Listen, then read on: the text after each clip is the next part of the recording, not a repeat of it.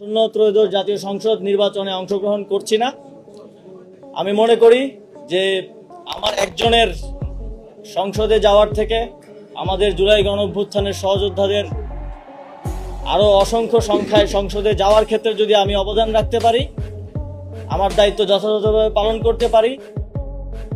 শেষ পর্যন্ত নির্বাচন থেকে সরে দাঁড়িয়েছেন আসিফ মাহমুদ।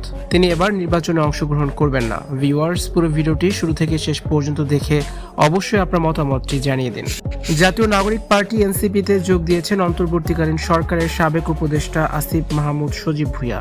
দলটির মুখপাত্রের দায়িত্ব পেয়েছেন আসিফ মাহমুদ। এছাড়াও দলটির নির্বাচন পরিচালনা কমিটির প্রধানের দায়িত্ব পেয়েছেন তিনি। তবে তিনি নির্বাচনে অংশ নেবেন না বলে জানিয়েছেন দলটির আহ্বায়ক নাহিদ ইসলাম।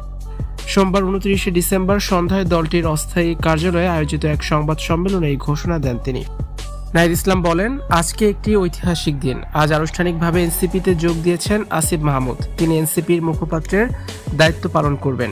তিনি এবারে নির্বাচনে অংশগ্রহণ করবেন না। একই সঙ্গে এনসিপির নির্বাচন পরিচালনা কমিটির প্রধান হিসেবে দায়িত্ব পালন করবেন আসিফ।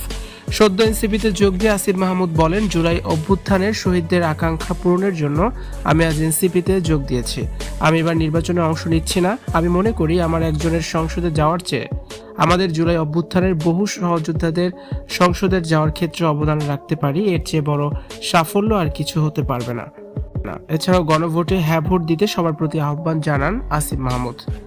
এর আগে নির্বাচনে কোন দলে অংশ নেবেন তা নিয়ে দোটানায় পড়েছিলেন আসিফ মাহমুদ।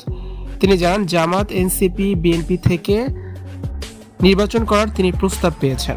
তবে শেষ পর্যন্ত তাড়াহুড়ো করে এই ডিসিশন নিয়েছেন আসিফ মাহমুদ। যদিও এই সিদ্ধান্ত নিয়ে তিনি খুশি নন। ভিউয়ার্স, আসিফ মাহমুদ যে নির্বাচন করছেন এটা নিয়ে আপনাদের কি মতামত জানিয়ে অবশ্যই কমেন্টস করুন আর ভিডিওটি শেয়ার করার অনুরোধ রইল।